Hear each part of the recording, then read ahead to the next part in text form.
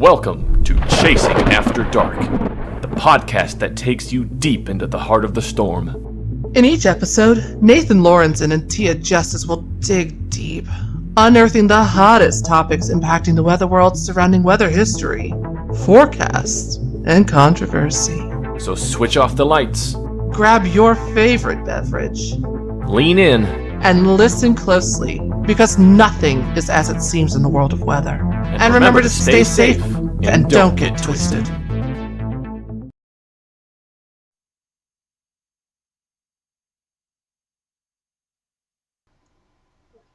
Good evening. It is August 17th, 2024, and we are live with a new episode of Chasing After Dark.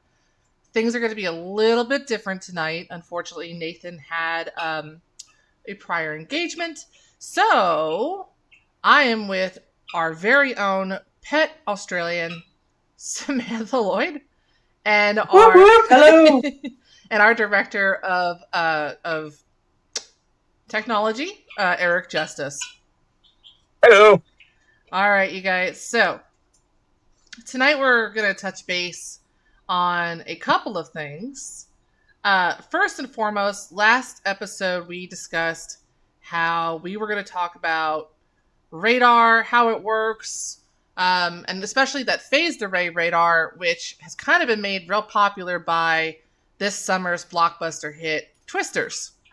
So we're going to talk about science fact, and we're going to talk about science fiction, and then Eric can answer some of your questions about it, because Eric's actually an expert when it comes to radar and how it works, aren't you?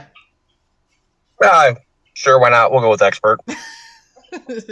It's like it's kind of like oh god, what was that called? Mythbusters. It's like, don't try this at home. We're what you call experts. Yeah, that's kind of how this works.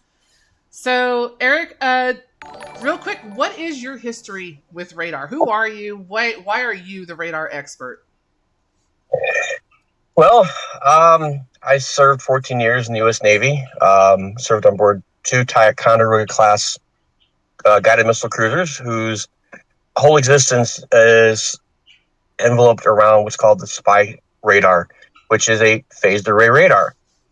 The cruisers also come equipped with several conventional radar systems, and I also hold a bachelor's degree in electronics engineering.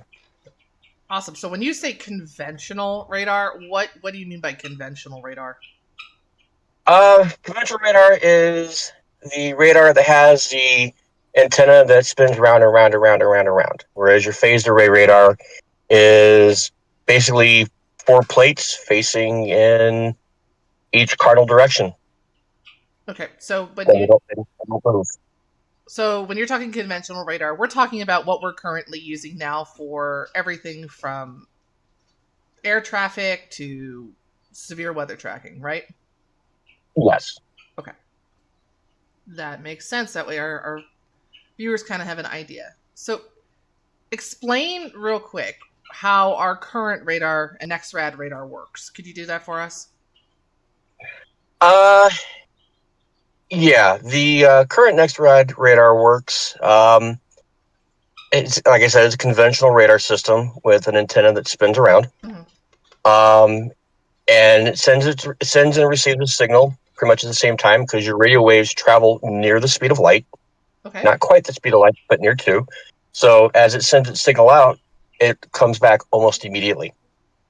But with the conventional radar, you have to wait for that antenna to spin all the way back around to get a look at what you're wanting to look at again. So imagine, if you will, you're in the middle of a football field, and you're just spinning in circles, just standing in one spot, spinning in a circle. We'll ease of math, we'll say once every, 6 times a minute. So that's about once every 10 seconds. And as you're sitting there spinning in a circle, somebody starts approaching you from one end of the field, and they start walking towards you. Mm-hmm. Well, as you're spinning and looking at them, you see them once, and you have to, before you know where they're at again, you have to spin all the way around to see them again. So pretty much you'll see them at the goal line, you spin around, you'll see them at the 15, spin around, then the 30, etc., etc. The phased array radar Like I said, it has an antenna. It's 4 antenna actually that face in each cardinal direction. So north, south, east, west. Okay. And transmit and receive at the same time. So you get a steady, real-time view of what you want to look at, whether it's an incoming aircraft, an incoming ship, a storm, or even with the sensitivity of some of the radar we have, a paper airplane flying through the air. So take that same scenario where you're spinning in circles, but there's 4 of you facing in each cardinal direction. Well, as you're sitting there talking to each other, you see someone walking towards you on the field, and that person that sees them is that one antenna, and they can say, oh, they're at the 1, 2, 3, 4. So you have a real-time view of where they're at and how fast they're approaching. So there's no discrepancies or no like lag time. So basically, like right now, one of the biggest problems that we have with radar, and I think you can agree with us, is that we are blind in those 10 seconds or so between scans. So what you're saying is with phased array, we will not have those blind spots anymore? The latency you'll get is between the radar station itself and whatever news outlet or radar app that you're using. That will be the only delay that you'll have. That sounds absolutely incredible, considering that right now we're missing things in between scans. Correct. Especially, we talk about these QLCS type storms and their setups and how often we hear that we can have a tornado touch down and then lift in between scans, and we completely miss it with radar. And so it sounds like from what you're saying with phased array radar, we won't have that anymore, or less of it anyway. Correct, because you're not waiting for that radar antenna to spin all the way around to look at your target again. Awesome. But if we go by twisters, don't we have to have like 3 or 4 of these packages, like circling the tornado? Absolutely not. If you recall, when we saw that movie, I was just like, I threw my hat in the air. I said I quit and almost walked out of the theater. But no. First of all, the mobile phased array radar systems are not that small. The only thing they had in hand would have been what was the antenna itself. You need a power supply, the radio, the high-powered amplifier, the waveguides, whole 9 yards for this radar system, which they did not have. Okay. I mean, if they did, they were on the back of the pickup truck, which again is a fallacy because currently the smallest mobile phased array radar system we have is the size of an RV. That's pretty big. That's pretty big. You need probably nothing less than an F550 or a 5500 if you're a not Ford guy to haul the thing around. They're heavy. That just doesn't bode well with storm chasing at all. Yeah, absolutely not. Because with storm chasing, if you find yourself in a pickle, you have to get up and get out of there quickly. That makes sense. I could verify that, yeah. Yeah, you can't do that when you have 15, 20,000 pounds being towed behind you. No, and I imagine that's not something that you're going to want to leave in the path of a tornado either, just based on expense.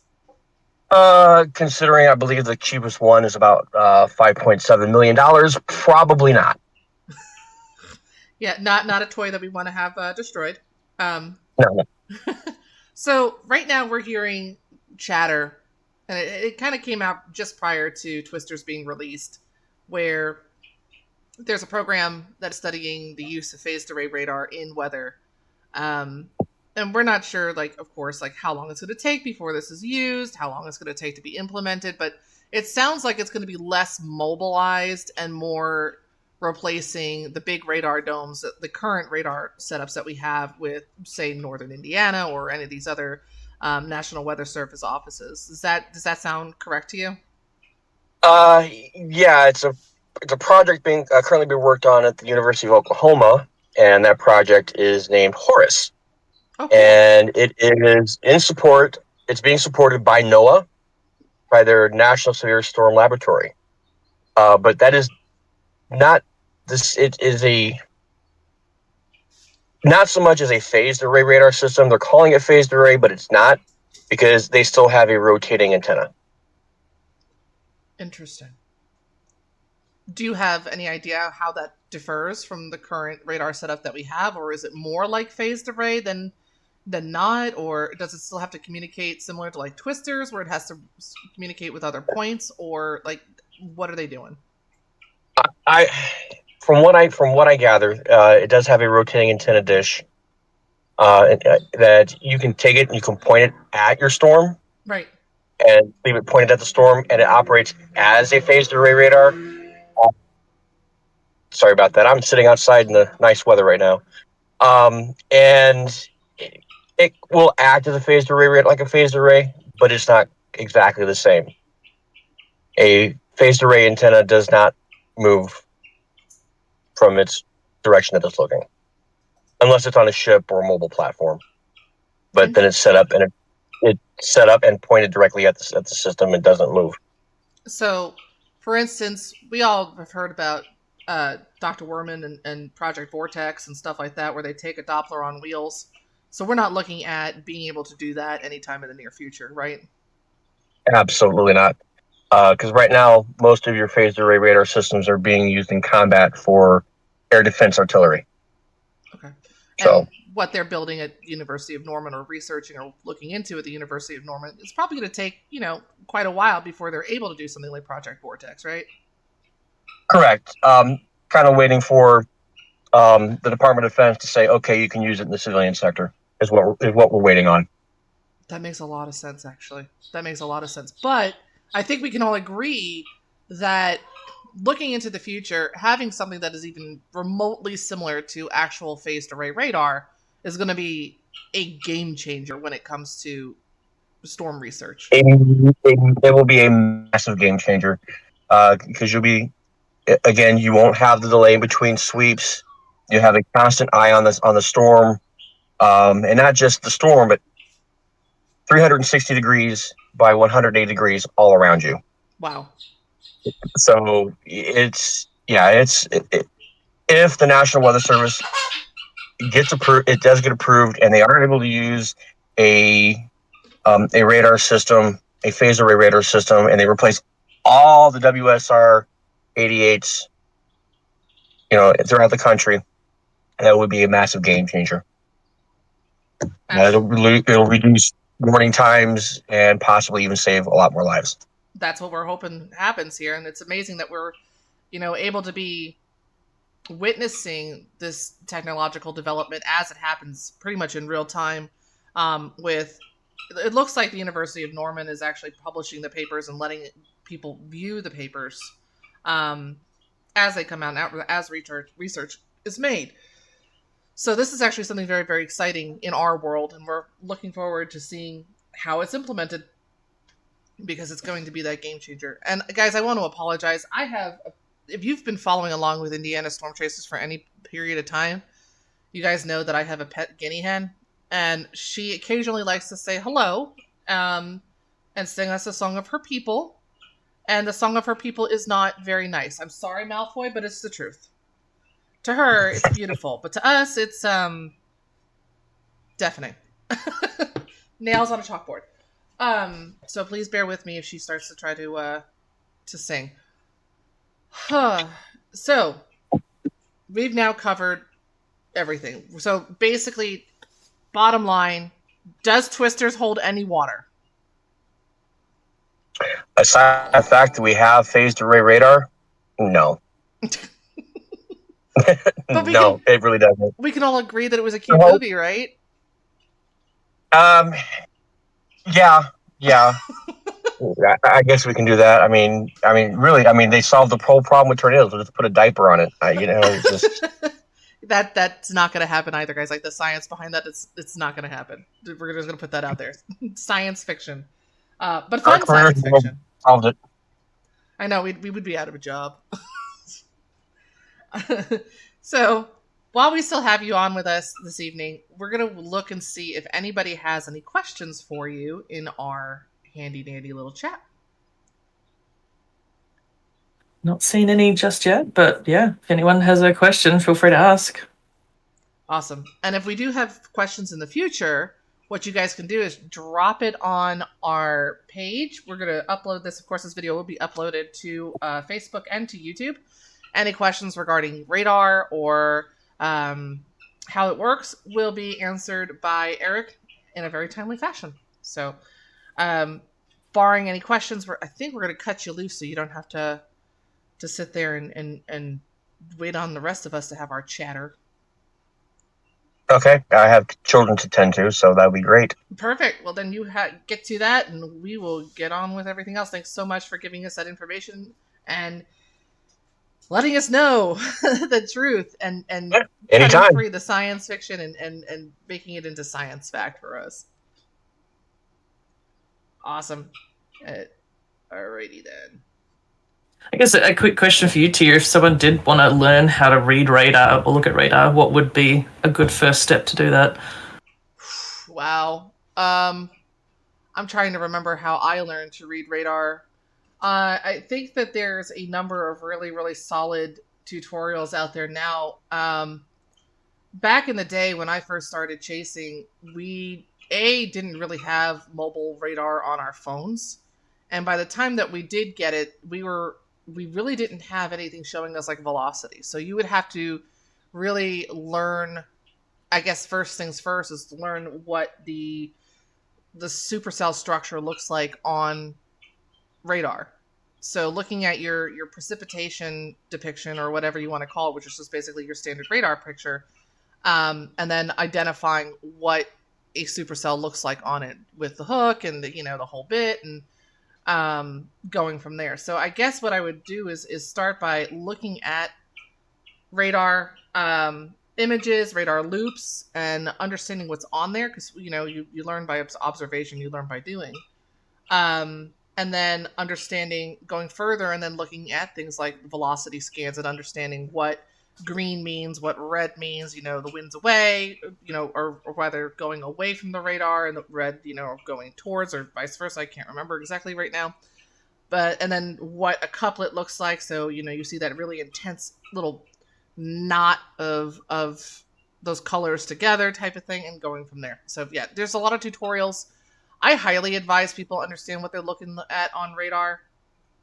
There's all the time we get messages about, oh, I see rotation on radar, and they'll send us a screenshot and it's just a precipitation depiction. You can't really tell most of the time, I'll say you can't really tell rotation on that. So and then of course most of the time when you do get those velocity scans and that depiction, you're going to wind up using an application that you're paying for. It's not necessarily going to be like an application like My Radar. So you're going to be looking at like Radar Scope or Radar Omega or one of those. And by the time that you've invested in one of those radar programs, you kind of should have a basic understanding of radar and how it works. That sounds good. As Eric said in the chat, green towards, red away. That's what I figured, yep. So, yeah, no, absolutely 100%. So that's your best bet when we're learning how to read radar. Oh, lordy be. Okay, so we've kind of covered the cool portion of tonight. We're already a half hour into this wonderfulness. You said I'm not cool? Wow. What? You're brutal. Cool. You're cool. Calm down. I mean, you're an Australian. You're inherently cool. Hell yeah. So sorry, just to derail you. Just to derail me off of my pursuit of weather history here, right? Sorry. No, you're good. So we're starting a new segment that we're going to call like This Day in Weather History, or the S Files, as Nathan so eloquently puts it. And so if we look back in historical weather that happened on August 17th, we have the date in August 7th. Wow, tongue-tied. Anyway, so we're going to start in 1969. August 17th, 1969. I'm sure everybody's heard of the music festival Woodstock, right? It's pretty famous. Oh, Oh yeah. Oh yeah. I mean, is it famous or is it infamous at this point? I think a little bit of both. Yeah, a bit of both, I think. So it actually should have ended today, in 1969. And Jimi Hendrix, believe it or not, was the last act that was supposed to perform, but unfortunately did not get to go on because of extremely heavy rainfall that evening. And instead, Hendrix took the stage at 8:30 a.m. the next morning. So they got an extra kind of night of craziness at Woodstock thanks to the rain. Oh, lovely. Right. Although I don't know how they would have handled an 8:30 a.m. start after all that. Just saying. Just saying. I'm sure Hendrix was thrilled.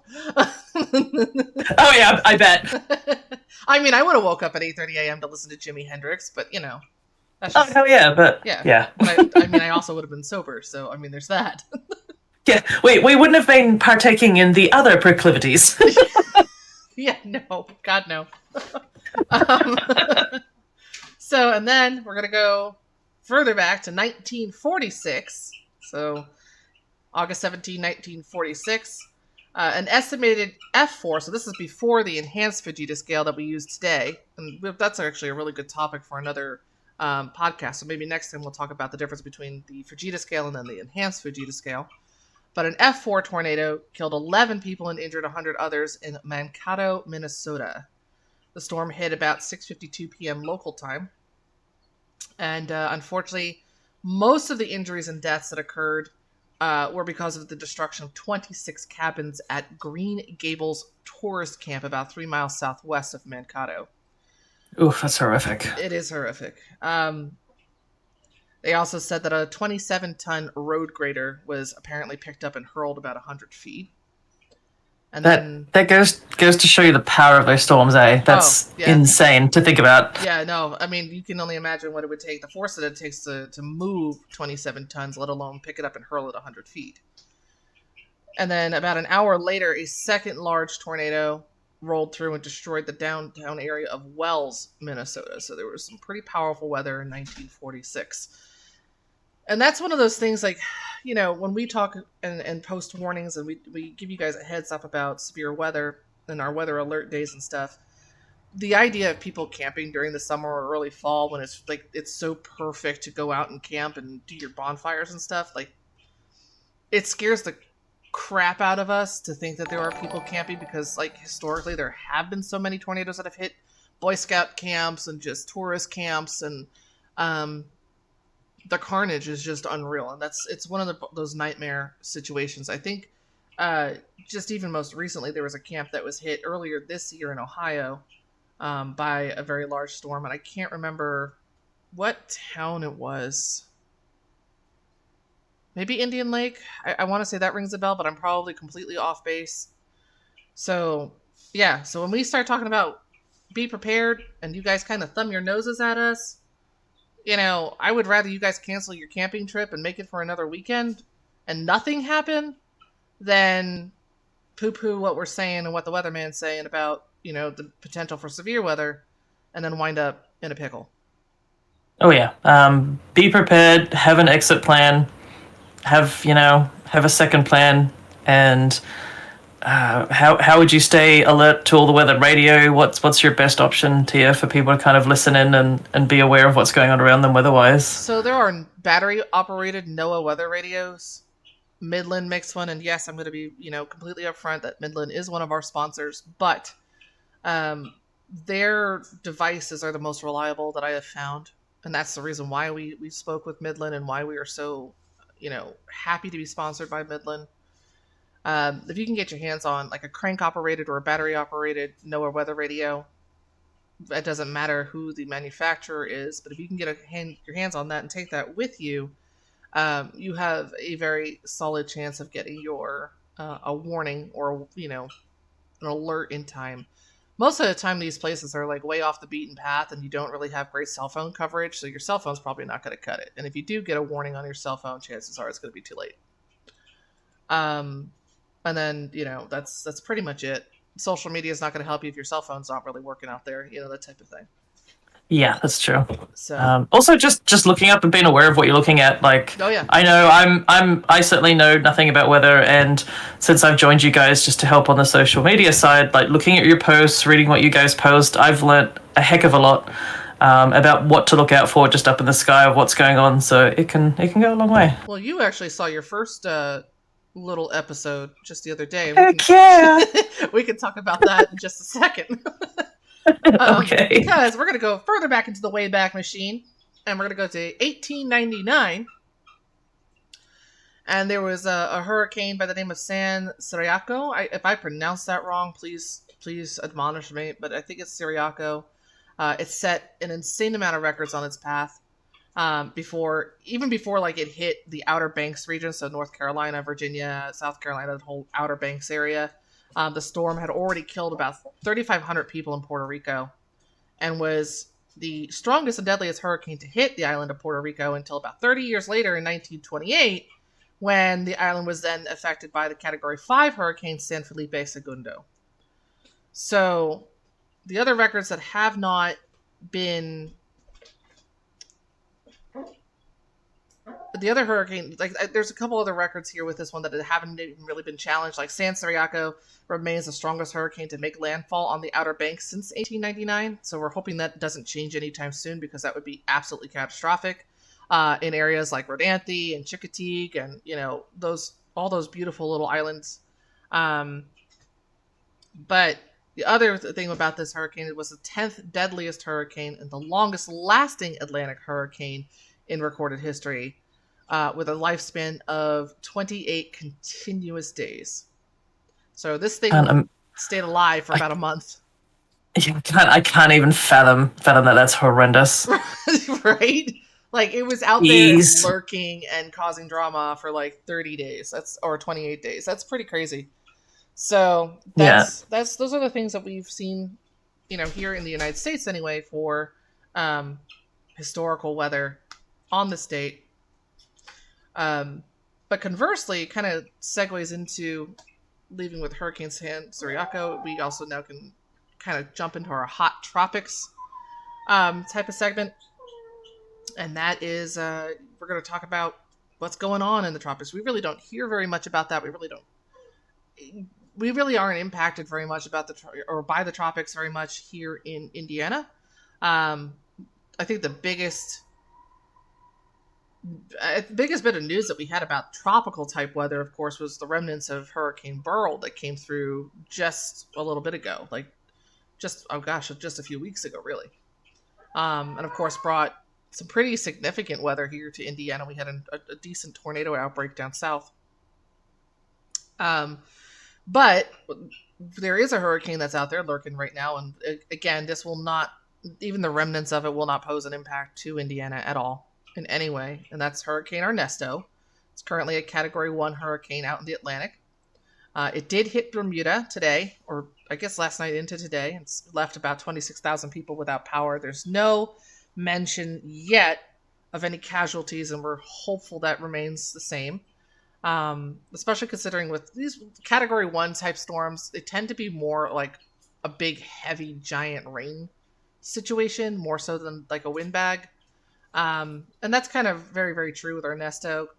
The biggest problems with Ernesto are going to be like the storm surge, and then of course flash flooding, because it kind of dropped like between 6 and 9 inches of rain on that island. So the lower areas or lower elevations of Bermuda, people that are there, if you have family that are vacationing there, if you have people that live there, friends of yours, family, you're probably going to want to tell them to seek higher ground at this point in time if they already haven't, between the storm surge and the flooding. So, I mean, it's something to think, It is what it is. Yeah. Just, I don't know how you guys do it. Dealing with all that storm and tornado stuff over there, I really don't. It was really interesting with when Beryl came through. I mean, you and I have been friends for, Jesus, like 20 some odd years now. Oh, yeah. So you remember when I was young and dumb and living in Florida, and hurricane parties and, chasing tropical weather. That's kind of where I really cut my teeth on weather, was South Florida. And I saw my fair share of hurricanes. Like, we went through Francis, Jean, and Wilma, which were like Category 3s back to back to back. I went through Katrina when Katrina was just a Category 1 coming across the peninsula of Florida.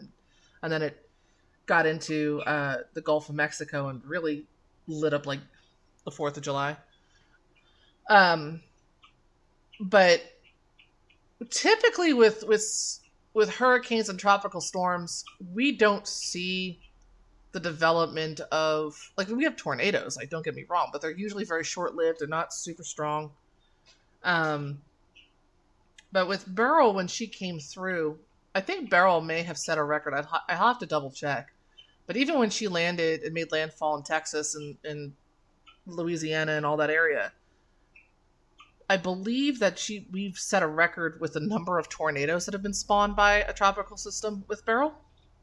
Oh, wow. And we'll fact check that and we'll post that in the comments when this gets posted, or, but even when she got up here, when the remnants came through, we were noticing these are large tornadoes that this was spawning. Very, very large, long track, damaging tornadoes. Not just your typical, like, tropical spin-ups.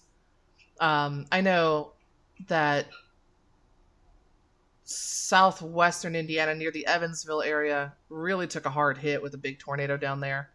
And we were noticing the structure on these storms also. Like, there was storm structure on some of these cells that you typically only see out in the high plains. We're talking like these low precip, super like sculpted supercell structure.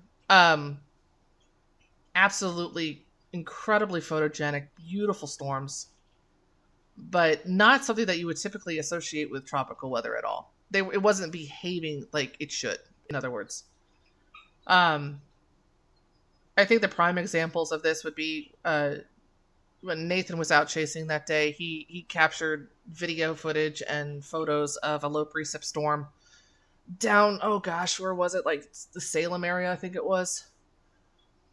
And again, one of the most beautifully sculpted supercells, low precipitation supercells that I have ever seen. It was perfect. It was a textbook storm. You could teach about storm structure looking at that storm. And that is just not something that is very typical of, again, tropical development or how storms generally present themselves here in Indiana. We do get beautiful storms, don't get me wrong. We do get a lot of beautiful structure, but not typically those really sculpted low precip type supercells. We usually get those high precip supercells that come through and they just look like absolute monsters.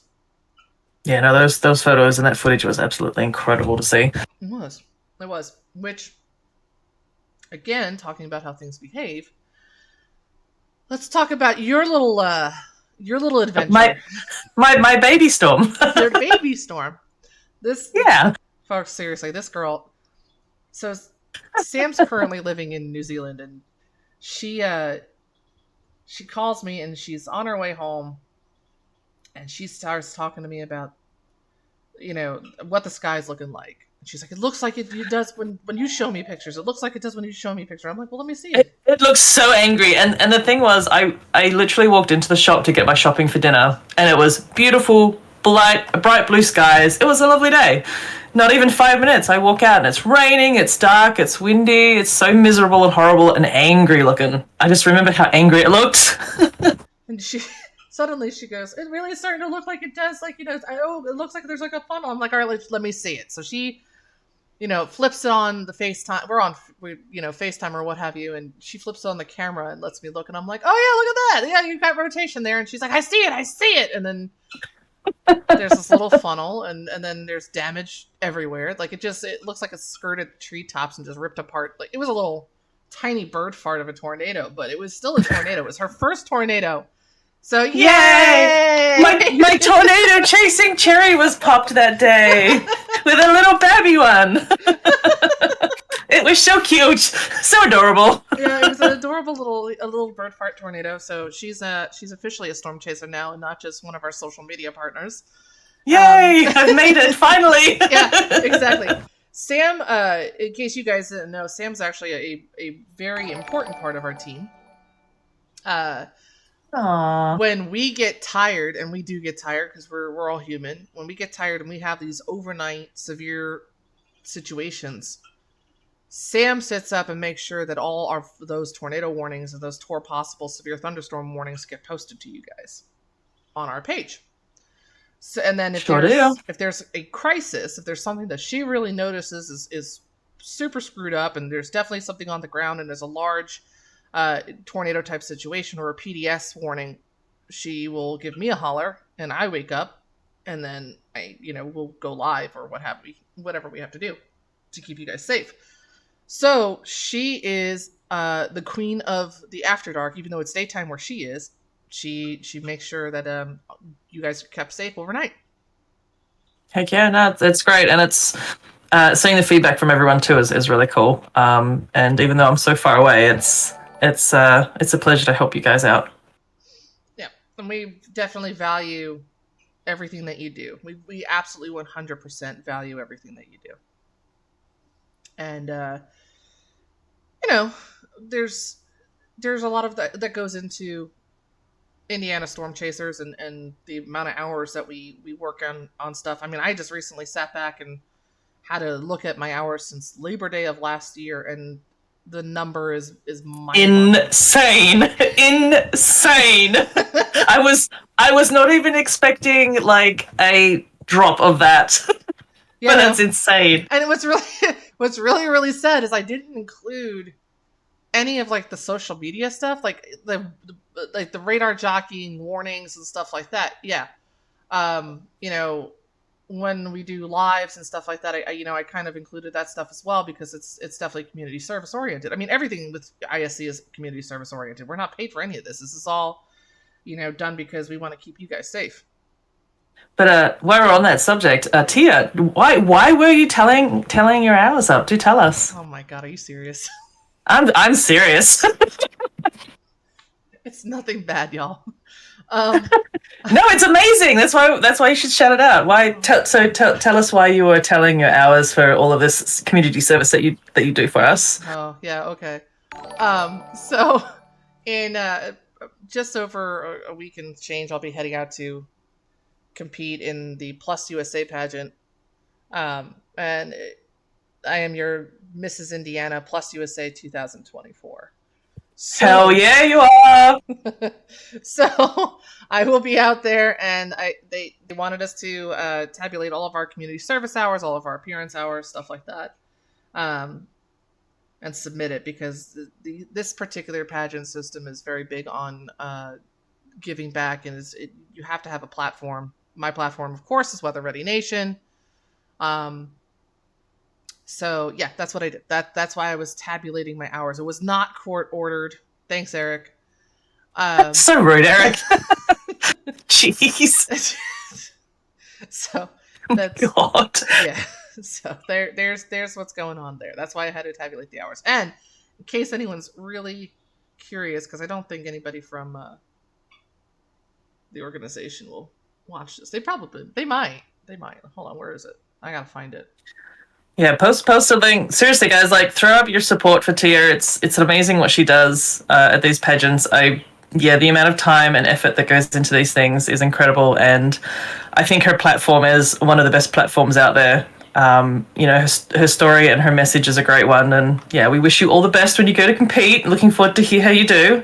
But yeah, throw up your support, guys. Thank you, guys. Thank you very, very much. I can't find... Oh, no. Did I... Oh, no. Oh no. Okay, I found it. I thought I was going to have to redo that entire thing. Oh my goodness. No, yeah, don't do that. Not again. God, I would cry. It took me days. Because it just kind of got sprung at us that they wanted us to like tabulate it all the way back to September of 2023, and I'm like, oh, you've got to be kidding me. So I watched the slow insanity decline of Tio the last few days, getting all those hours together. If you guys have ever seen the movie Rocket Man, where like he doesn't get into the stasis chamber and he has to stay awake for the entire flight to Mars, and steadily like his mental health declines, and he's like painting the Sistine Chapel up on like the space shuttle roof with food. Yeah, that's exactly what happened. Like, that's what I was witnessing. It was entertaining but also terrifying. be honest. But I mean, at the end of the day, without including August, and I kind of pared this down and removed a few things just because the number boggled my mind, and I'm like, you know what, I don't need this credit. I'm good. The final right now, not including the month of August, because obviously we're still in August, is 1,084 hours just on my Wii Lonesome that has been dedicated to not only Indiana Storm Chasers, but to Weather Ready Nation. That's crazy. That's insane. And I'm not paid for any of it, so. No. And yeah, I mean, geez, thank you for everything you do. That's insane. And yeah, without all the alerts and stuff, yeah, it could be quite a different story. Well, again, like it's not even just the alerts. It's making sure that people understand what they can do in order to keep themselves safe. You'd be surprised how even in today's day and age, and you hear me harp on this a lot. Like, I'm always harping on this, that people don't have a plan. They don't know what they're supposed to do. They still think that they can run under overpasses and to avoid a tornado. And don't do that. Even I know, don't do that. Yeah, I've learned. Thanks to you guys. And I, you know what? I will say, I was bent out of shape when I saw the trailer for Twisters where they were like running for the overpass. I was like, no. You gotta be kidding me. And like, it's going to be a spoiler, you guys. I know it just came out on Amazon Prime, like, yesterday, day before, something like that, so you guys can watch it, but I'm going to spoil just one small part for you. Or you can, like, stick your little fingers in your ears and go, la, la, la, la, la, la, la, for the next 5 minutes. Or, not 5 minutes, you know what I mean. Anyway.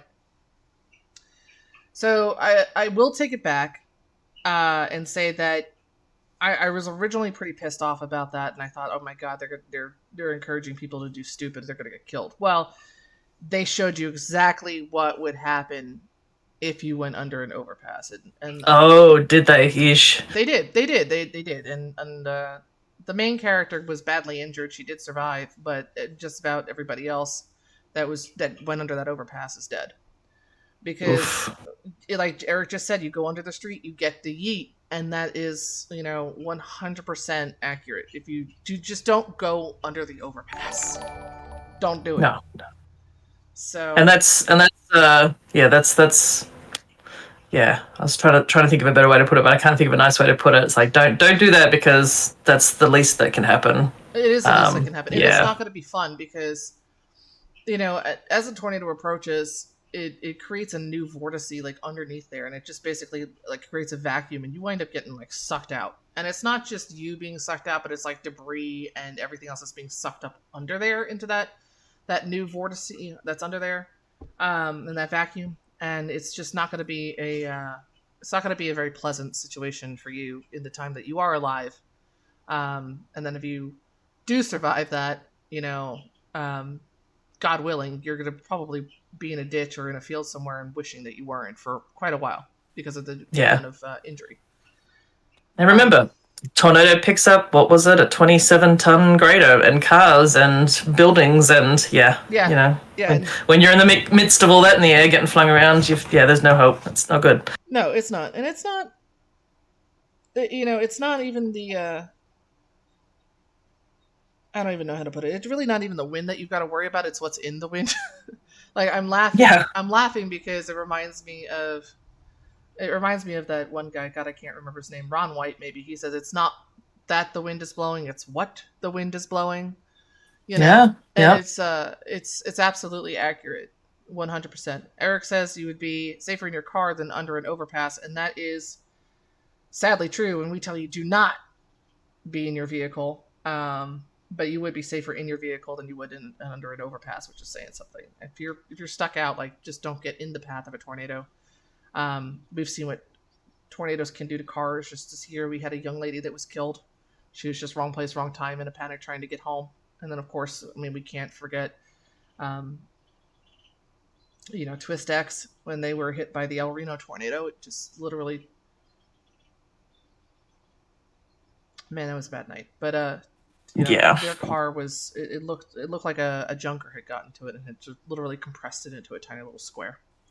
Oof, jeez. Yeah. No. Yeah. So, again, no overpass, no car. Don't do that. And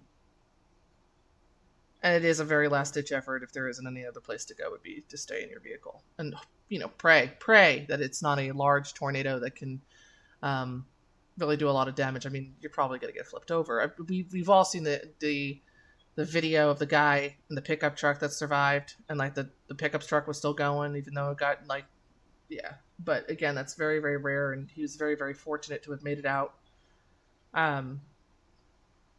There's just a lot. We will have another severe weather safety seminar, a virtual seminar. We might even do it in person. I've been throwing around the idea of having an in-person seminar that can also be filmed and go virtual, and at some point in time, probably in the fall, because we are getting ready to have or enter into what we call our fall mini season, where we see an uptick in severe weather. And this year has been one for the books when it comes to tornadoes as it is, and we don't see that stopping anytime soon. So yeah, a seminar would be quite interesting. That would be cool to do. Yeah. I mean, it would be fun, and I kind of have an idea of where I'd hold it, and I've been again just it's a brainchild, if you will, and I'm just do it. Yeah, do it. Well, I'll see if I can organize it, because it's going to take at least one or two other people from the team to get it really done and taken care of, and it would be a one-day seminar, probably about maybe 2 to 3 hours long. And what we would do is go over storm safety, kind of give you guys an overview about what you're looking at, the different parts of a storm, a little bit about tornado genesis, talk about extreme heat, extreme cold, what you can do to thwart that, what you should do, if you're outside in the thunderstorm, stuff like that. And, bit of a 101 radar lesson or something. Yeah, we can do a 101 radar lesson, stuff like that. We're not teaching people how to storm chase, just to be clear, but just to have a little bit of an understanding about what you're looking at. It could never hurt. Education and knowledge is a powerful thing. Yeah, that's good to be able to know, as you say, what you're looking at for, so you can get out of the way. Yeah, and so.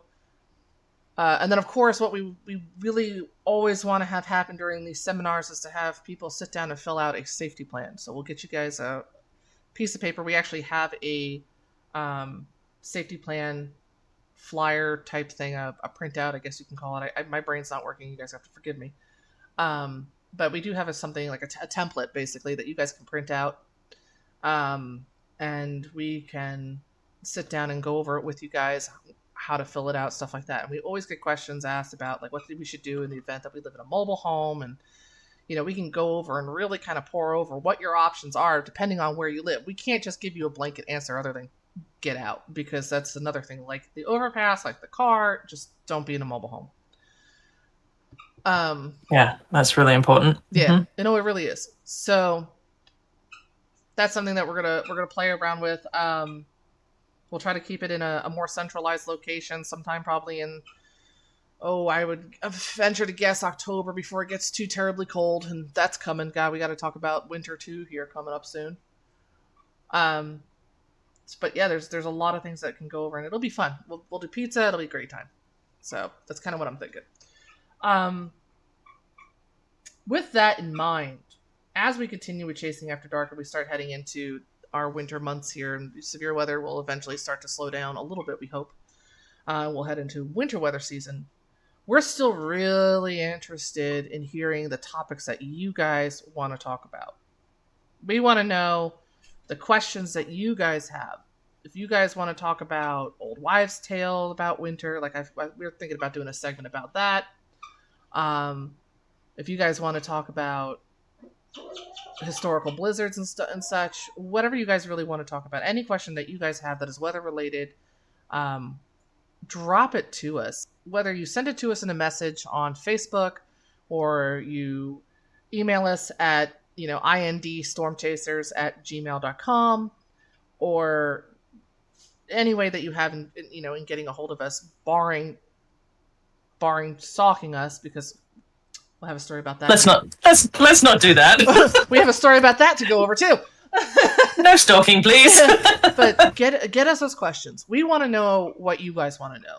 What can we answer to make things easier on you and to help educate you guys and give you some peace of mind. Again, we will never discuss how to storm chase. We're not here to teach you guys how to storm chase. Our insurance would have a conniption. And And I think, honestly, I believe that the National Weather Service and NOAA would lose their minds if we started teaching people how to storm chase. There's already a lot of people on the road, and we see a lot of chaser congestion with everyone thinking that they could be the next. God, what was his name in Twister? Tyler Owens, something like that. Yeah, something like that. Whatever. I mean, they all look like him. It would be a good day, but they don't. So don't. Which comes to the point of don't chase the chasers, even if they are good looking. Oh yeah. Absolutely. Listen. We just recently went out on a storm chase. It was myself, it was Eric, and then Nate Davis, the other Nathan. Tornator, if you will, as we'd like to call him. And we chased from up near Three Rivers, Michigan, down through like the lake, might have been Clear Lake, from Fremont for sure, Indiana, and then up into Hillsdale County, Michigan, and then down into Ohio. So Williams County, Ohio, they're right on the border. And by the time that we got to the Wauseon area, it became very, very apparent that there was somebody that was following us. And this individual was like right on my bumper. And, I was like, oh, you know what? Maybe they're just trying to get away from they're trying to get home. They're impatient, that type of thing. And I kept saying, maybe, they're just whatever. Until we stopped. And we stopped on the side of the road to get a good look at a storm that was trying to put a tornado down. And he pulls up ahead of us a little bit. And I'm like, there you go. And I remember radioing to Nate and maybe even to the rest of our chaser chat that, we had a parasite, which is what we call them. That's just what we call you guys. If you're chasing us, we call you guys a parasite. You're just kind of hooked onto us like a little lamprey, and we don't really like it. Because it's dangerous. And as soon as I took back off, I said, yep, he pulled right out behind us, and again, was chasing and chasing the chasers. And Nate dropped down from being up north, got behind him, and he was like, has this guy been behind you the whole time? I'm like, yeah. So we watched him, and he probably almost ate my bumper, 5-6 times. Oof, Lord. Oh yeah, no, we're talking no turn signals, we're talking getting right up on my bumper and having to like mash on his brakes. Like, it was a nightmare situation. Yeesh. Yeah, no. And it makes dangerous driving 101, let's not. Yeah, and it makes you very, very hesitant to do your job. We wound up going too far south, really, and then having to play catch up because we didn't want to lead somebody straight into a storm. We'll 0 meter it with a storm that we know isn't gonna do anything too terrible. And in my case, sometimes we get a little too close anyway. Don't do that either. But, he even continued to follow after Eric and I decided to go head back towards Indiana and said, we're going to wait and see what the rest of this evening does as far as storms. And then Nate continued to chase, and he went one way, we went the other. And the guy still chased us until he realized about 10 miles down the road that we were going in the wrong direction from the storms. And I later found out from a couple of colleagues that he'd been noticed doing it. There was a couple people that were doing it, but it was him, like the same vehicle description, and then one other gentleman was doing it, where they were chasing the chasers. And, it is what it is. But at the end of the day, don't chase the chasers, because our job is to get close. If you're chasing us, it technically and most definitely means that you don't know what you're doing as a storm chaser. You don't know what you're looking at. You don't know how to get out. And your chances are you're going to impede our ability to have an exit strategy. The last thing we need is for somebody to hit us or for us to hit them trying to get out of a sticky situation, because sometimes these things do stupid things and we have no idea why. And again, going back to Twist X, that storm took a turn that nobody anticipated it taking, and they didn't get a chance to get out. And I'm not saying that was because of chaser convergence, because it wasn't. But what I'm saying is, if we notice something doing that, if we happen to see it, we have a chance to get out, and you're right there behind us and we can't get out, we're going to kill us all. That's not okay. Right now, no, you're not just putting yourself in danger. As you say, you're putting, the chasers in danger. You're putting just the general public in danger. Just, don't do it. Yeah, don't do it. And the thing that's killing storm chasers right now is traffic. I'm dead serious. More storm chasers have died because of accidents on the road than because of tornadoes. And that's something to put into perspective. Like, it's mind-blowing. Yeah, it is. So, starting from here on out, if we catch you chasing us, your license plates is going to be named and shamed. It's completely legal for us to do it. We're going to name and shame. And we're going to, there's not much that I guess that law enforcement really can do. But there's a really good chance that, if it's persistent, I may even consider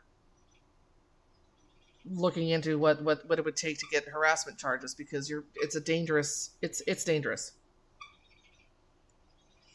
So, don't chase the chasers. Don't stalk us. Definitely not. But do send us good questions. We like that. We're always love a good question. Yeah, love a good question. Yeah, and if you see us, if you see us on the side of the road, or if you see us and it's obviously not a dangerous situation, we're cool with you stopping and saying hello. Or if you see us at a gas station or a fast food restaurant or something like that, then stop and say hello. Or hello. Wow. Hello. Hello. Hello. Hello. I'm gonna use that from now on. From now on, it's hello. Hello. So yeah, no, that's exactly what we recommend. So now that we have taken up an hour of your time, exactly, if there aren't any questions or there's no comments to jump on, we're going to get out of your hair. We're going to get this all wrapped up in a pretty little package of sorts, and we're going to go ahead and post it and call it a day. And we will see you again. Well, actually, we won't see you again in 2 weeks' time, because I will be, unless Nathan decides to wing it on his own, we will see you soon, because I will be in California competing at Plus USA. So, oh yeah, best of luck to you. Looking forward to hearing how you do. Yay! Thank you very much. Hell yeah! So, all right, y'all. It has been real, as always. Time flies when you're having fun. It does. Thanks for having me. Appreciate it. Oh, always. Thanks for hopping on.